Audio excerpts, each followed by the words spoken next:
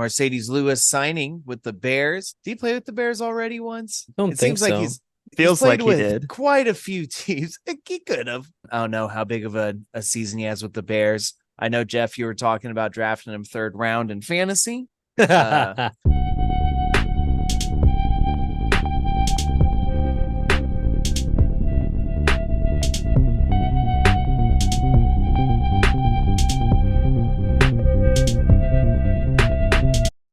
All right, everybody, welcome back to another episode of the Schlabcast.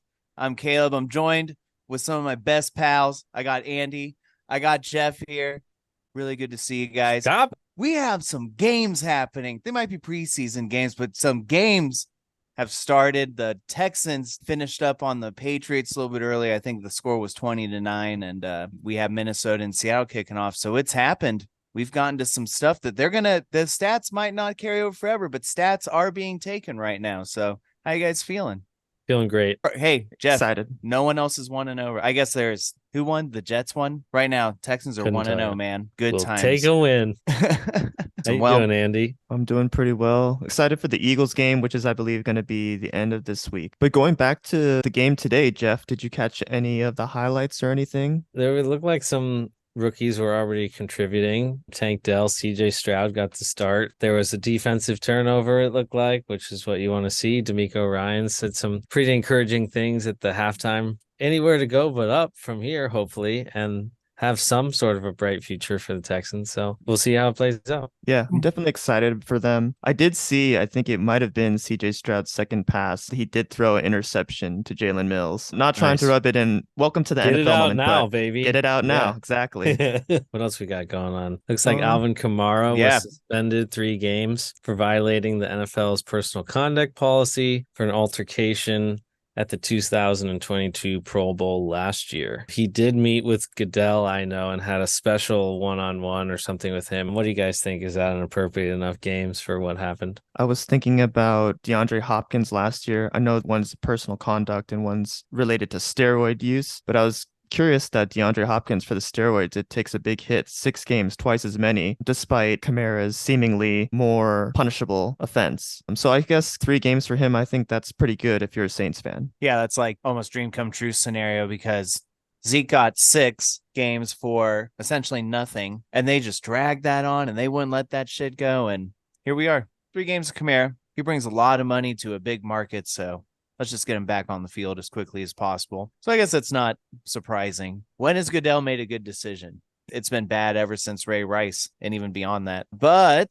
as we're moving on, a lot of stuff going on, a bunch of training camps and stuff starting to wrap up. Jonathan Taylor, a couple unexcused absence for some lingering ankle injuries. Josh Jacobs on the franchise tag also. Kareem Hunt leaving Saints facility before the workout out to Indy, but he left Indy without any kind of deal. Just seems like this running back market is just completely dead right now. There are a handful of running backs I've seen, actually, like Benny Snell, I think Kenyon Drake. So these, I guess, lower tier ones are getting these lesser or cheaper deals, but still surprising. I thought for sure once Kareem Hunt left that Saints facility to go to Indy, I thought that was a done deal. And there's whispers it could have been a physical, had something to do with it, or Okay. It's Yeah. just so weird because it seems like the running back position is just a huge question mark, not only like for these big multi-billion dollar franchises, but even just down to like fantasy. People are just starting to push running back need just back and back and back. And I've been following Dalvin Cook a little bit more closely, I guess, out of all these people. And even he's just super dead. There's Yeah. been some talk with the Jets and whatnot, but it's not going anywhere.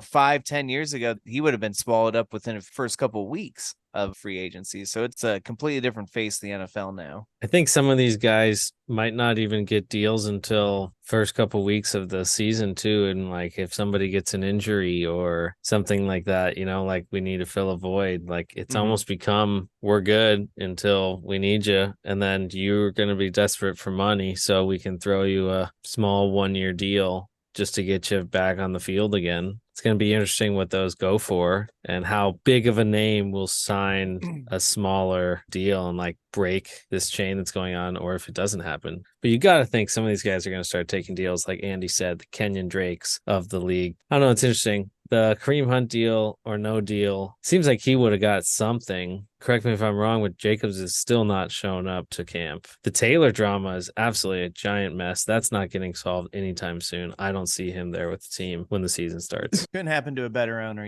Which is one of the main reasons why it seems like this is happening very publicly to Taylor. So, and he's not budging so far. What do you think, Andy? Do you think he plays week 1? He is really betting on himself right now. If I had to say, probably not.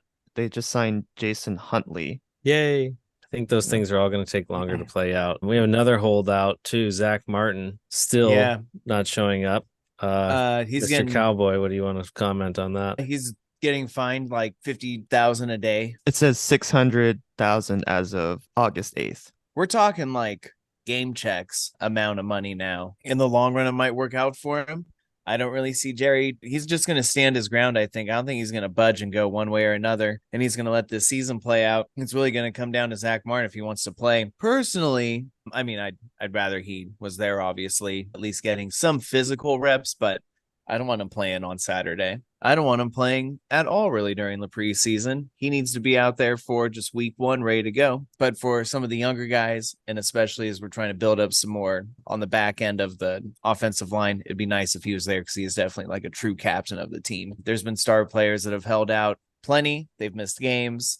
It's worked out fine for the team in the long run, but he's definitely taking a big gamble. Yeah, seems like it to me. Yeah, he has a point. He's one of the most deserving, one of the top guards in the league. I think he's he's like getting second to none. 14 million this year, but I think the top ones are getting roughly around 20. So who knows if he wants that, or maybe he's even willing to get somewhere even in between. But Yeah, he still has 2 more years on his contract, and it seems like Jerry Jones, like you said, is not going to budge. there's just not the cap space, especially when we need to be signing some of these defensive players in a few years. But moving on, a little bit of fun trivia here, but Mercedes Lewis signing with the Bears. Did he play with the Bears already once? Don't It think seems like so. he's Feels played like he with did. quite a few teams. He could have. There's like a significant percentage chance, just taking a guess. It will be his 18th season in the league, and he breaks a tie with Jason Witten and Tony Gonzalez, who are the most ever played by a tight end. That is a tough position. You are constantly just getting your, ass beat, ending up on the ground, just others on top of you having to block. So just being able to play 18 seasons is an accomplishment on itself. I don't know how big of a season he has with the Bears.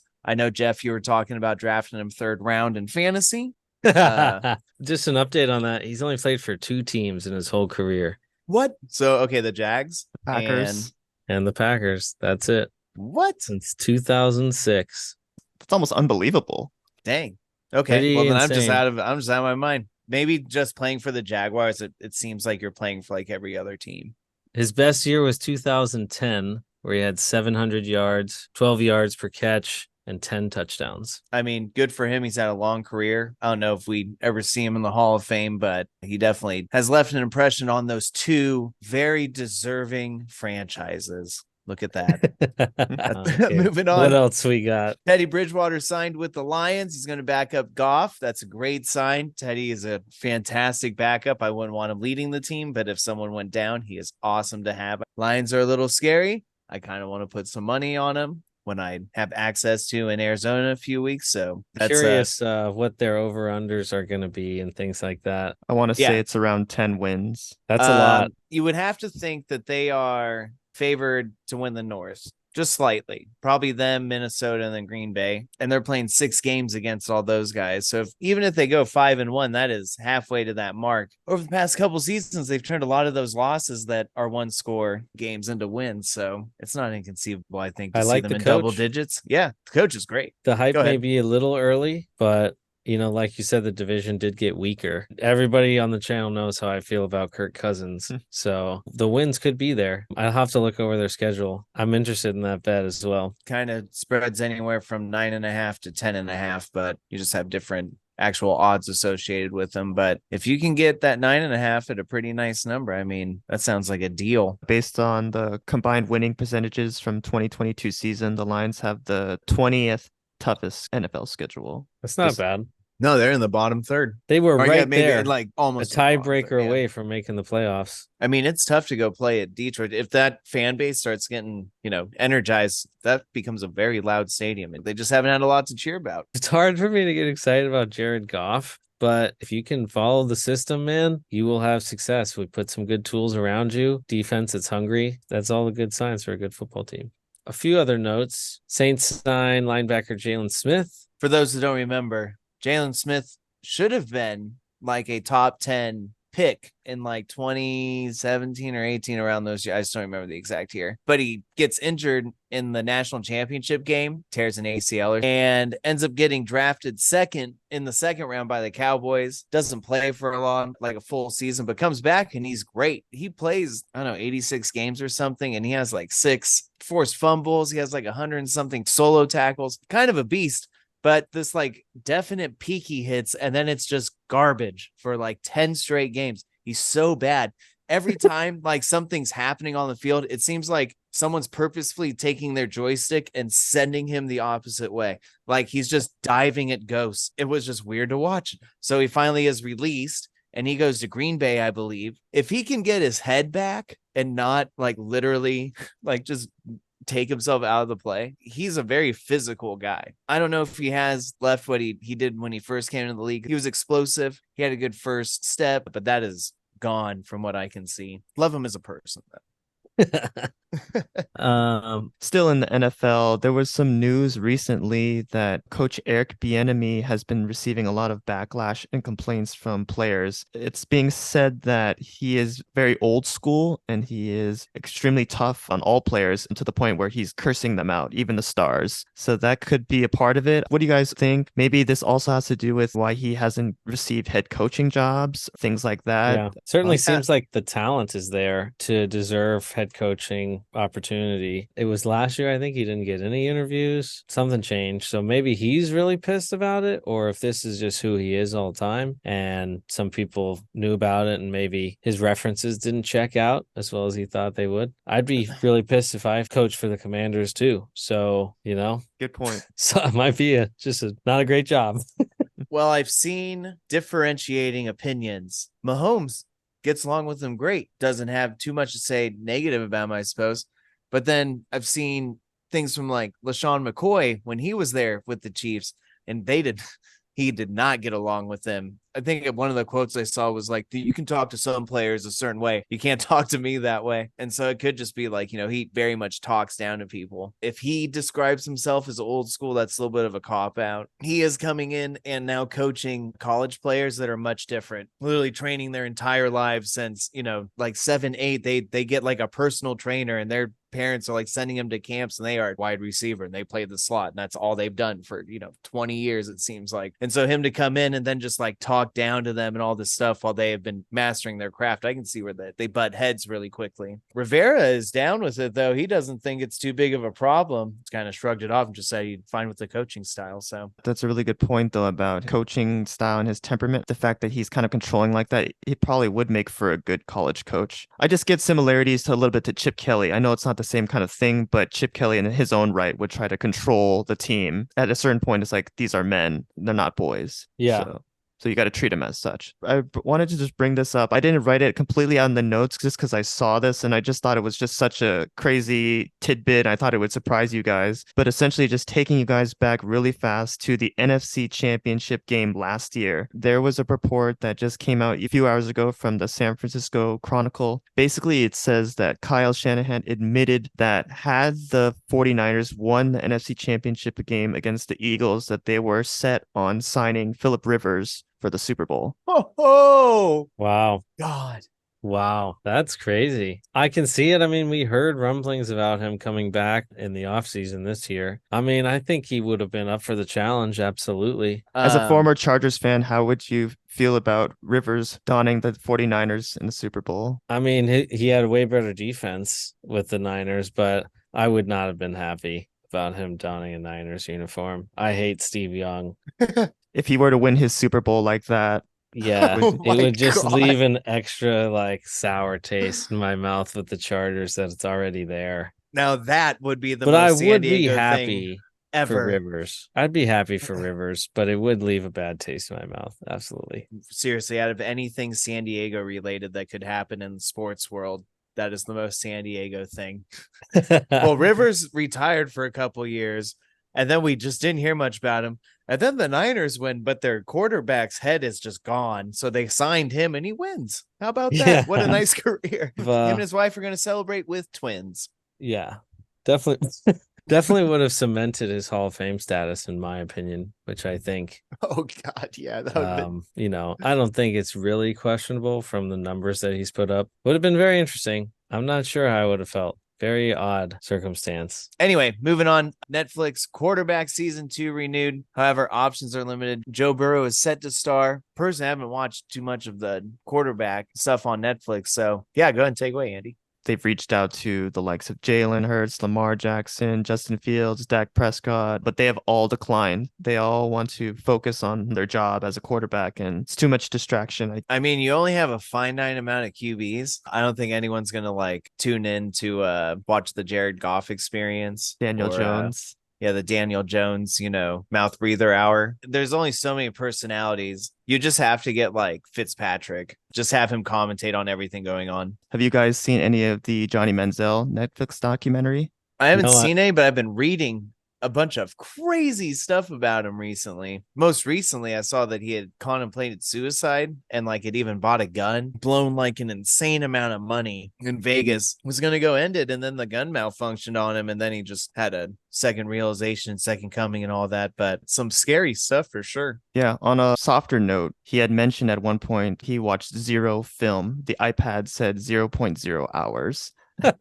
Leading into the combine, he had his backups drug test for him. At one point, he almost had his father fake a heart attack so he didn't have to take a drug test. One other funny thing I heard, one night he was supposed to have a dinner and then a workout the next day for the Browns. The dinner went great, but then he partied with like some of his other friends, I guess. And then the receivers were too drunk to catch balls. So he had his agent and his lawyer run routes. Wow. Kind of crazy because Jerry wanted him so in bad. 2014, apparently Jerry wanted him. He was seeing dollar signs in the jersey sales and all that. But level-headed Stephen Jones comes in, and who do they take instead? Zach Martin. Zach Martin. So speaking of, yeah, for pay real. the guy, pay the guy, Pay the man. Pay Stephen Jones. Let his dad retire. Yeah, force him out. You want to finish it up, Andy? Big news, I think, kind of went under the radar. ESPN partnered with Penn Entertainment, who formerly was working with Barstool Sports. So ESPN partnered with Penn to launch ESPN Bet, so its own branded sports book. Bring it to California. Huge. Yeah. If I can do it in California, I'm in. Yeah, like Caleb said, bring it to California. Until it really can be used for us, don't really have much comment. Of course, we would be interested. Do you want to talk about Blake Martinez, Caleb? Former Packers Giants linebacker Blake Martinez, who retired in 2022. I know, huge name. Everyone had his jersey. He opened up Blake's Breaks Pokemon trading card company where you can like sell and trade your cards, because that has been a huge explosion, but apparently has been permanently banned from reselling cards over scamming. If that's true, and he went from, making tackles and millions essentially on Sunday to this is a fake Weedle, then that's pretty bad. Give me that Growlithe. A couple more quick things for college football. I mean, I think we could have our own podcast and stuff on this, but with all the turmoil that's been going on, especially with the Pac-12, I think we're just really going to start seeing there's just going to be like a top Division One, I don't know, just conference, and then SEC might be the last holdouts really to come into it, but it just seems like it's going towards 32, 48 teams or something. They have a different type of schedule, and it's marketing and money and everything's just going to change there. I don't know how big of an impact it has on the NFL. Maybe the smaller schools don't see as many players, see TV time, but the best still get found. Scouts are really good. But what do you guys think? I'm interested. I've always never really liked that before the, playoff that some teams could never make it to the end. So I have enjoyed the playoff. I'm excited for it to expand next year into 12. I don't know how much impact it has on the NFL, but the division thing seems like it's completely gotten out of hand. And people are just swapping back and forth to going to places that don't make sense. The travel seems like it's going to be insane now. For USC to be going to some of the places that they're going to go to just seems absolutely Penn State. Donkulous to me. So I don't know. I think something is going to have to break one of these years. They can't just keep moving around and shuffling, and we'll have 15 people in this division this year, but 20 next year, but then we'll split and have another one. Someone's got to do something. When all the numbers don't make sense, when the Pac-12 has 8 members and the Big 12 has 14 and the Big 10 has 12 or 14 or 16 now, whatever it is, realignment is on the way. I was hoping that SDSU was going to join in the Big 12 a little while ago and get Cincy out here, because UCLA and USC are off kind of the board, and there's not too many other huge Division I schools around that have some schools. So the closest I'm getting is Colorado, I think so. Road trip to Denver. Check out the Red Rock schedule. There's always something to see. For sure. Just stop at Vegas on the way. What do you think, Andy? All of this movement, and I just thought, like you guys said, it was really crazy seeing like the Pac-12 with like only 4 teams left. So they're just like in limbo now, and they have to find their own other conference. That's what I'm saying. It's just totally crazy. It sounds like Pacific's got to bring back football. They're going to have to join it. Hey, Pac-12, Pacific 12. Come on. We go. Let's do it, baby. Football school.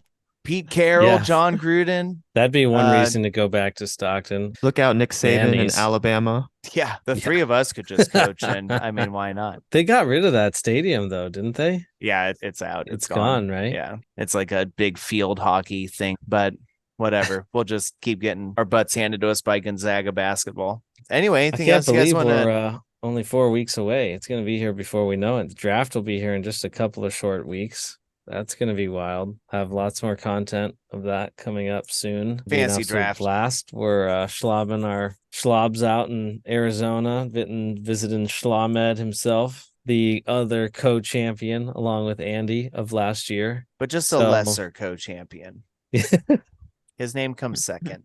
Yeah, we got to figure something out for this joint trophy celebration. Maybe we just straight up saw this thing in half and retire it, and you guys get to keep it forever. I don't know. Joint trophy.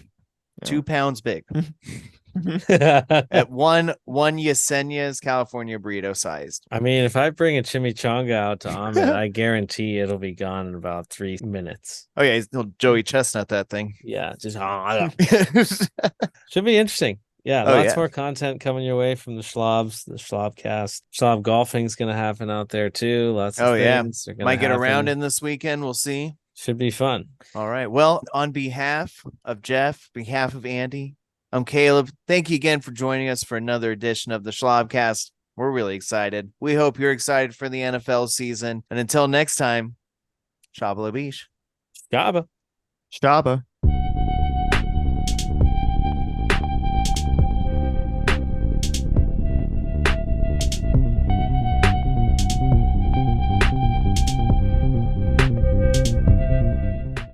The best player on our team, though, is this little 5'3" guy who he hit 6. So in our round 1 CIF game last year, his name is Deuce Vaughn. He's a little, No,